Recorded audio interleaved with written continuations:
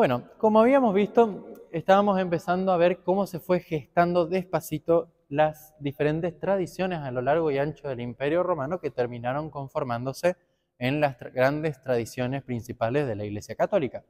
Uno va a encontrar a lo largo y ancho del Imperio Romano tradiciones que hasta hoy persisten e incluso por afuera del propio imperio, diferentes iglesias de diferentes ritos de un montón de otras tradiciones.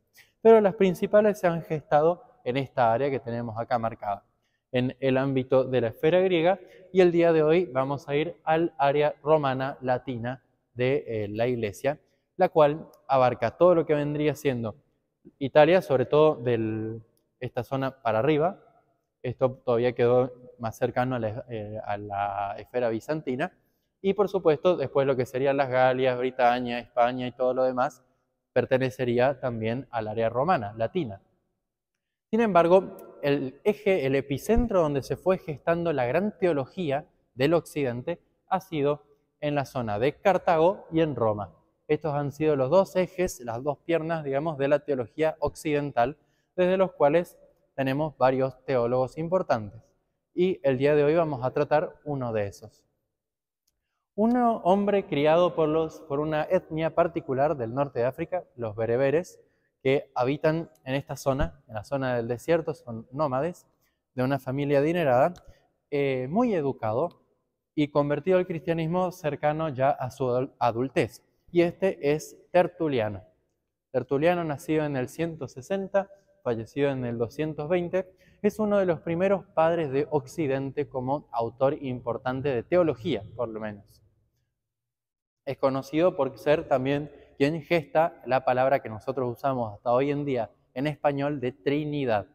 Él inventó el término latino Trinitas para hablar de la Trinidad, Santísima Trinidad. Tertuliano es parte de este proceso complicado que tuvo el cristianismo en su relación con la filosofía. Nosotros hoy en día estamos un poco acostumbrados a ver cómo en el cristianismo se usa bastante la filosofía, o vemos grandes teólogos que han usado filosofía a lo largo del tiempo, y como hemos visto, varios. Sin embargo, esto no fue un proceso lineal, no es que los cristianos se vieron con los filósofos y automáticamente adaptaron todo lo que tenía la filosofía para ofrecer, sino que esto tuvo idas y vueltas. Hubieron autores a favor de eso, muy a favor del uso de la filosofía, y autores que se negaron totalmente. Uno de los que se negó al uso de la filosofía, o al menos a la relación con las escuelas de filosofía, fue Tertuliano, con una frase bastante famosa que dice: ¿qué tiene que ver Jerusalén con Atenas? ¿Qué tiene que ver, ¿no?, el lugar de los santos, el lugar de la divinidad, con el lugar del paganismo, Atenas? Esto marca una corriente que estuvo presente mucho tiempo en el cristianismo, que es la problemática entre la razón, entre la filosofía y la fe. Y tenemos que identificar que para Tertuliano el problema no es con el uso de la razón, el problema no es con la argumentación, el problema es con las escuelas de filosofía. Ahí está la gran cuestión. Él se presenta como un contrapunto muy fuerte, por ejemplo, de personas como Justino, los cuales usaron la filosofía para hablar de la teología, o Clemente de Alejandría, que habíamos visto en clases anteriores. En cambio, Tertuliano estaba muy negado con las escuelas filosóficas y la relación con estas. Sin embargo, esto no viene tanto de un problema con la capacidad de razonar la fe, porque el mismo Tertuliano razonaba la fe, vamos a verlo en sus escritos, sino con las escuelas filosóficas que, para la época en la cual surgió el cristianismo, tenían bastante unas connotaciones sectarias. Uno encuentra que la filosofía, las academias de filosofía platónica, la academia de filosofía aristotélica, los pitagóricos y demás, eran muy parecidos a religiones incluso, cuando uno los mira, porque tenían sus cultos su ocultismo, sus rituales de iniciación, sus puntos, sus niveles. Entonces, es entendible relativamente de dónde puede venir esto de decir, tomarlo con mucho cuidado a lo de la filosofía, y algunos hasta negarse, como el caso de Tertuliano. Como hemos dicho, una de las grandes de las cosas que le podemos atribuir a Tertuliano, de los grandes aportes que hizo a la Iglesia, es el término de Trinidad. Es el uso de esta palabra tan especial que usamos hasta el día de hoy, en lo cual él pudo aportar muchísimo a la Iglesia en cuanto al pensamiento teológico respecto a este misterio, a esta cuestión que es la central de la fe, que es la personalidad de Dios mismo. Piensen que en la propia Biblia no está la palabra Trinidad porque no existía en el lenguaje palabras suficientes para expresar lo que Dios era. Y lentamente los cristianos tuvieron que ir desarrollando todo un lenguaje que se convirtió en el lenguaje teológico que usamos hasta el día de hoy, que se usó para explicar los misterios, ¿no? Cosas que se creían desde la época apostólica, pero que teníamos que encontrar la forma de decirlas, expresarlas de una forma oficial. Y Tertuliano nos aporta la idea de Trinidad, la idea de persona y la idea de substancia. Para el razonamiento trinitario. Estas cosas fueron entendidas, por ejemplo, por la filosofía. Sabemos que Tertuliano algo de Aristóteles tenía al aplicar el término sustancia de la forma aristotélica. Sin embargo, por ejemplo, es un gran debate y un gran hilo de pensamiento al identificar de dónde viene el uso de la palabra persona. La palabra persona tiene toda una historia a lo largo de la humanidad, no solo a lo largo del desarrollo teológico, sino a lo largo del entendimiento de la dignidad humana. Ha costado mucho, y muchos siglos, que los seres humanos nos pongamos de acuerdo para identificar cuál es el nivel de dignidad que tiene nuestro prójimo. El cristianismo ha tenido esa grandeza de identificar en el otro la imagen de Dios. Esto es lo que le da la dignidad y que el cristianismo terminó gestando en la propia Declaración de los Derechos Humanos. Sin embargo, en la antigüedad, en el mundo no cristiano, costaba mucho identificar qué se refiere con lo que es una persona como tal, tanto para el ámbito romano como para el ámbito griego. Por ejemplo, sin ir más lejos, ¿quiénes eran sujetos de derecho? ¿Quiénes eran las personas del imperio? Los ciudadanos. Quienes estaban fuera de la ciudadanía, lo lamento. Y prácticamente se podría decir, como si lo usáramos en el lenguaje de hoy, ustedes no son seres humanos, a quienes estuviesen fuera de las legalidades que ellos consideraban lo que sería una persona.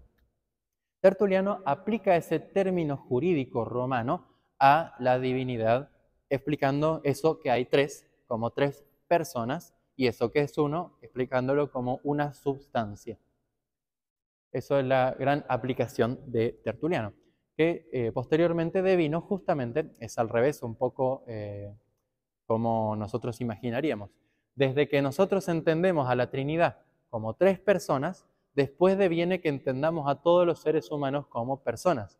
El desarrollo filosófico se dio al revés. Uno pensaría que de entender que nosotros seres humanos somos cada individuo una persona, podemos entender que en Dios hay tres. No.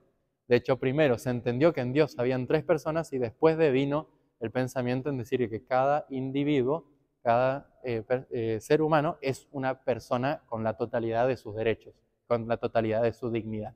Todo un desarrollo bastante importante.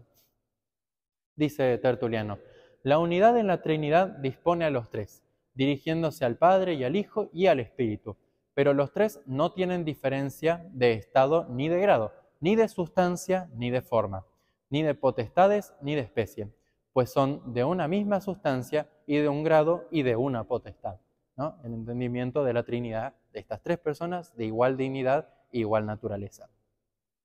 En Tertuliano no se habla demasiado sobre la eclesiología de él. Tenemos sí algunos datos como al igual que todos los padres de la iglesia de esa época, el celo especial por el custodio de las tradiciones de los apóstoles, diciendo de que la verdadera iglesia es la que sigue la tradición apostólica, la sucesión apostólica, y que es por lo tanto la iglesia que tiene respeto por la jerarquía y también que conserva el primado de Pedro.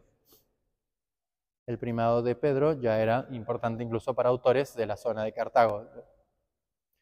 La antropología de Tertuliano es muy buena. Esta forma de entender el ser humano es muy utilizada hasta el día de hoy. De hecho, por mucho tiempo se cayó en desuso y sin embargo hoy en día en la teología actual se está volviendo a usar bastante los textos de Tertuliano en especial uno que se llama De Resurrectione Carnis, ¿no? La resurrección de la carne.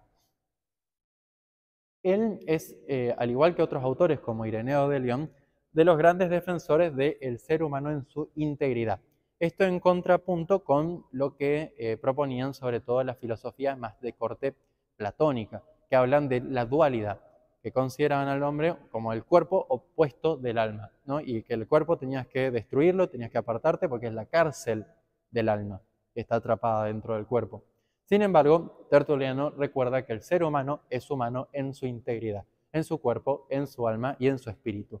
No es ser humano sin uno de esos tres. Y por lo tanto, como el ser humano no es humano, completo e íntegro, sin uno de esos tres, hay una gran defensa de la resurrección como parte integral de la dignidad del ser humano.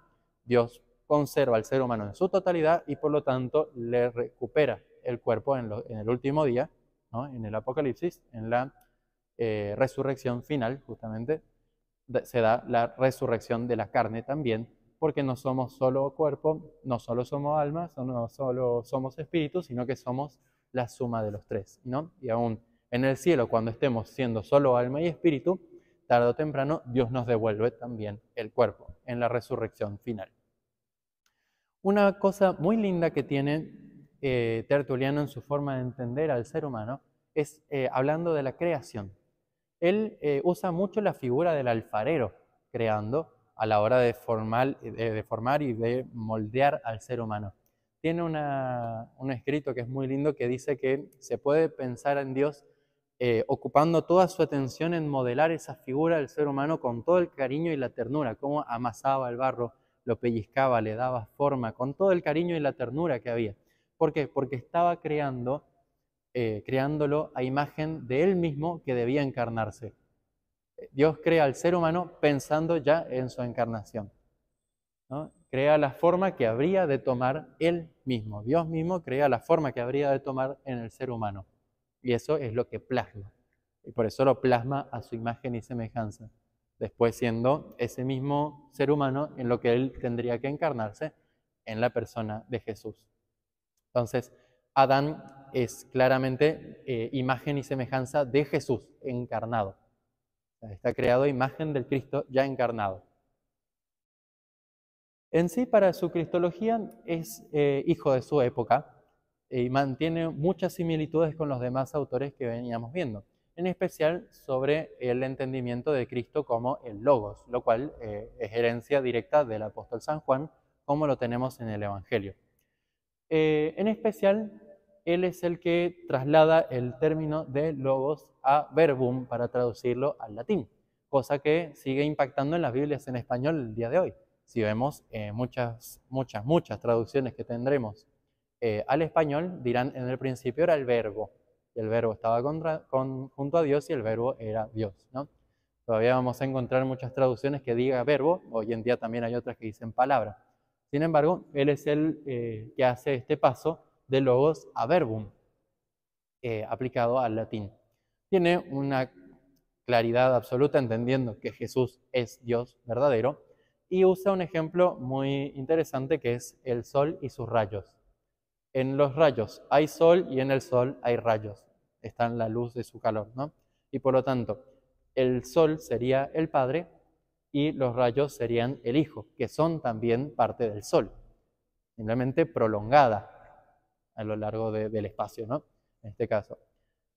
Por lo tanto, Jesús es procedente del Padre, es engendrado por el Padre, sin dejar de ser de la misma sustancia, de la misma naturaleza que el Padre. Y usa mucho esta misma analogía del Logos a la hora de hablar de la procedencia del Hijo.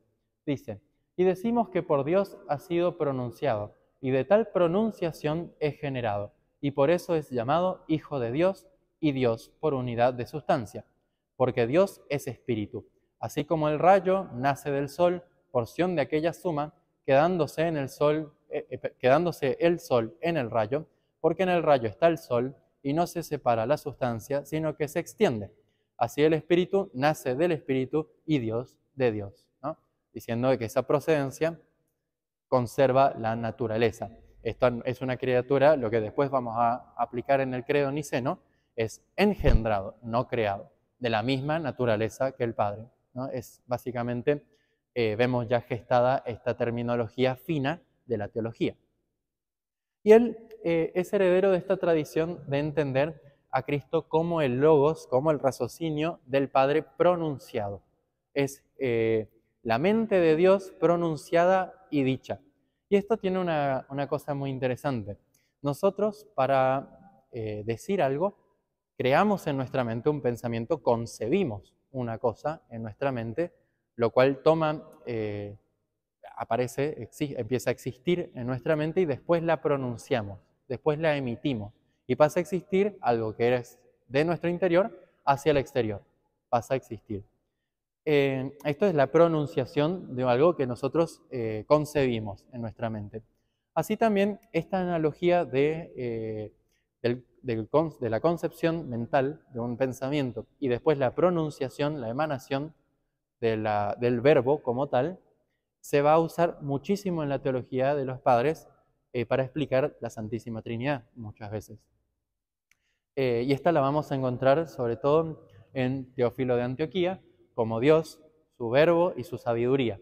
El verbo es el Hijo, la sabiduría es el Espíritu Santo, o en San Atenágoras de Atenas, por ejemplo, que es Dios, su logos y su espíritu, ¿no? Los tres son eternos, los tres son Dios, ¿no? En esto.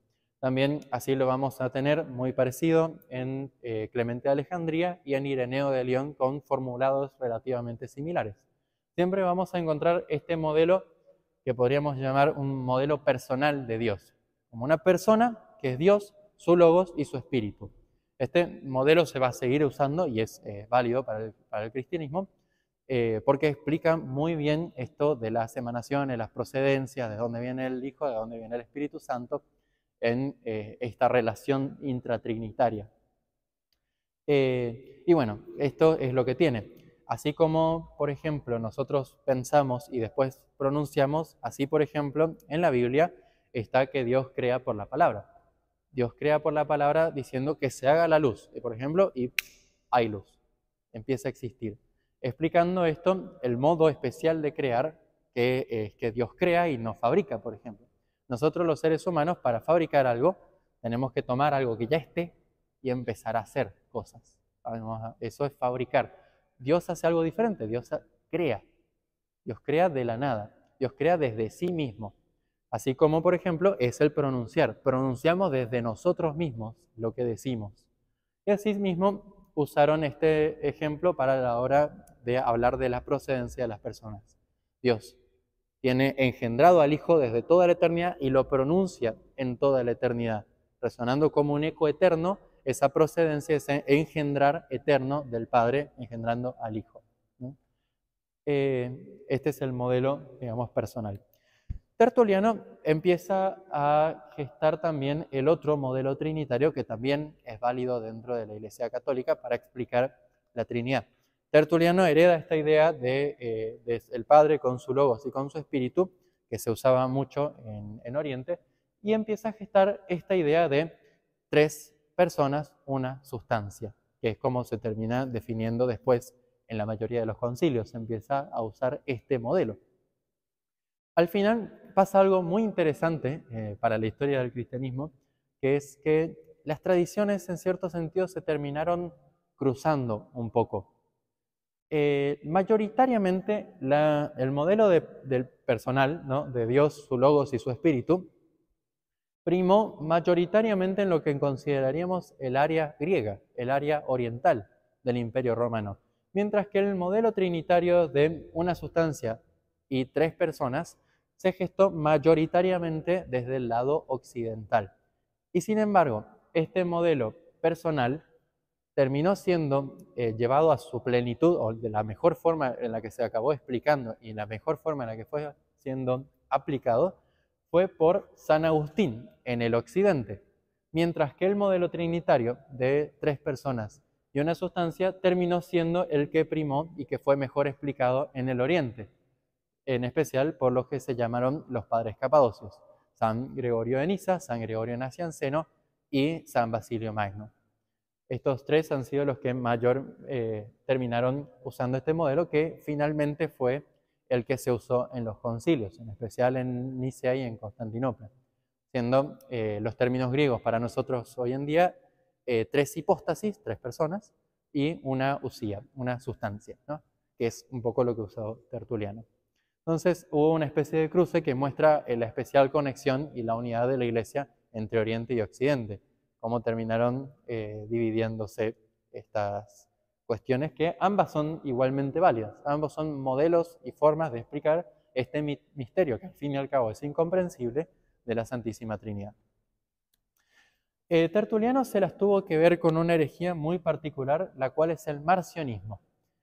El marcionismo vino por un autor llamado Marción, el cual afirmaba varias cosas bastante complicadas. Por empezar, marcaba una fuerte distinción entre lo que viene siendo el Antiguo del Nuevo Testamento, tal así que llegaba a decir de que el Antiguo Testamento, todo lo que nosotros encontramos ahí, es la historia del pueblo judío con un Dios malvado, este Dios creador malvado que tenían subyugado al pueblo y que les hacía matar gente, les hacía ir a guerras, el que castigaba. En cambio, Jesús viene a traer un Dios liberador, otro Dios, un Dios Padre, ¿no? En cambio, Tertuliano a esto contesta que es el mismo que maldijo a Adán, bendijo a Noé. El que castigó Sodoma, salvó a Lot. El que hirió a Egipto, rescató a Israel. Vemos en el Antiguo Testamento, o sea, si esto fuera cierto, en el Antiguo Testamento estaría plagado de pura maldad y pura destrucción y pura riña y un Dios que castiga, castiga, castiga y destruye. Sin embargo, vemos que Dios bendice a Noé, salva a Lot, rescata a Israel, realiza un montón, innumerables actos de bondad de Dios para la humanidad, llevándole su salvación. Entonces no podemos hablar de un Dios cruel, sino que es un Dios bondadoso y un Dios justo, el cual es el mismo que presenta Jesús, un Dios Padre. Así también dice, ¿no? Un Dios creador malo y un Dios Padre de Jesús. Como dos dioses diferentes era el postulado del marcionismo. Nuestro autor, en cambio, Tertuliano, dice, Cristo no viene a presentar un Dios diferente del Dios del Antiguo Testamento, sino que vemos que en él se cumplen las profecías del Antiguo Testamento. Él no separa el Nuevo Testamento del Viejo, sino que viene a cumplirlo. Así también los apóstoles reconocen en Jesús al Mesías prometido del Antiguo Testamento. Así también Cristo no repudia al Creador porque cumple la ley, cita las Escrituras, va al templo y un montón de actos que formaban parte de la vida de un judío normal de la época. Y además, esto que dice, Cristo no vino a destruir la ley, sino a cumplirla hasta las últimas consecuencias. Con respecto al marcionismo, hay una cosa muy interesante, que es que para Marción, la mayoría del Nuevo Testamento no era canónico. La mayoría del Nuevo Testamento no era válido. Y lo único que valía, decía, era el Evangelio de Lucas y de Pablo. Lo que tenemos del Evangelio de Lucas y las cartas de Pablo era solo lo único que valía para Marción. Porque todo lo demás, decía, era judaizante. O sea, Mateo era demasiado judío, Marcos también, Juan también, y todas las demás cartas de los otros apóstoles eran demasiado judaizantes y muy en relación con el Dios malvado antiguo. Entonces, ante esto, Tertuliano dice de que Marción falsifica las escrituras haciendo eso, porque recorta lo que no le conviene para justificar su doctrina. Que la iglesia de los apóstoles recibió y conservó los 4 evangelios completos, sin descartar ninguno. Y Pablo mismo, en todas sus cartas, no está contra el Antiguo Testamento, sino que interpreta ese Antiguo Testamento ahora a la luz de Cristo, pero no descarta. Y así también dice, Marción ha arrancado páginas del Evangelio como quien corta los miembros del cuerpo de Cristo. Quien recorta la revelación, recorta al mismo Dios. No se deja alcanzar por la revelación de Dios que viene a salvarnos. Ese es el gran problema de la herejía. En esencia, Tertuliano se defiende al cristianismo recto del marcionismo con 2 grandes cuestiones. Lo primero es la continuidad y cumplimiento en el Antiguo y Nuevo Testamento. Entre el Antiguo y el Nuevo no hay una división, hay una continuidad. Y no hay una contradicción, hay un cumplimiento.